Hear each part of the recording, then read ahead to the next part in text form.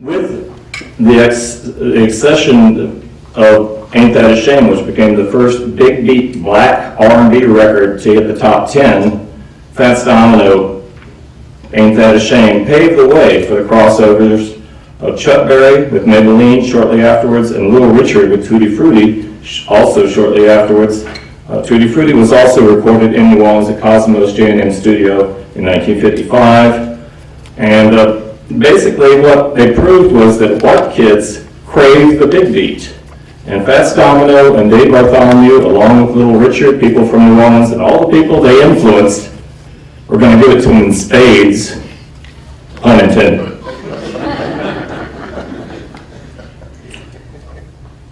So anyway, they were selling, by 1956, black rhythm and blues, also known as rock and roll records, were selling at an alarming rate to white teenagers, much to the alarm of white adults.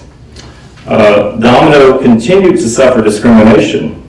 In the first times that both Ed Sullivan and Perry Como had him on their shows, they wouldn't show his band because that would inflame people in the South who would call and write him letters and all that stuff. During that time, Nat King Cole was the only black who had a TV show, and he got canceled because he couldn't get sponsorship. Blacks were not on television for the most part, and so they cut down on them whenever they could. Because Fats shows were getting so heavily integrated, he had more riots than any other rocker, because all these white kids were just crazy to get in to see him. And they'd be coming into these black dances, and they didn't have the ropes up all the time, and if they had a fight, one thing would lead to another. They would have a brawl, and sometimes the police actually contributed to it. One time they threw tear gas to stop the fight, like that's going to stop it, So anyway, there was a lot of stuff going on, which was pretty crazy, and you wouldn't think of Fats Domino being that way, but he was. I mean, he was right in the middle. He was in the trenches. But he wasn't as big as Elvis, so he didn't make headlines everywhere. But anyway, he did become very, very big. Ironically, he had so many riots that he was actually, in the fall of 1957, he was actually banned from playing in Washington, D.C. because they wouldn't have enough policemen for crowd control.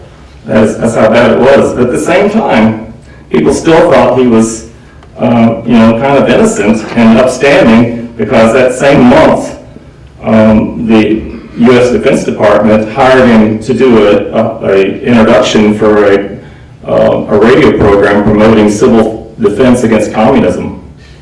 Pretty interesting. So, like I say, similarly, rock and roll historians have often labeled Domino harmless, not realizing that he led a subversive revolution, which really, as I said, was in the trenches, and he was really changing how the things were just with his heavy beat. And he was shaking the ivory towers of American popular music, and indeed, in most of his shows were integrated long before their schools were integrated. Teenagers with no political power had spare change for rock and roll records and changed the world.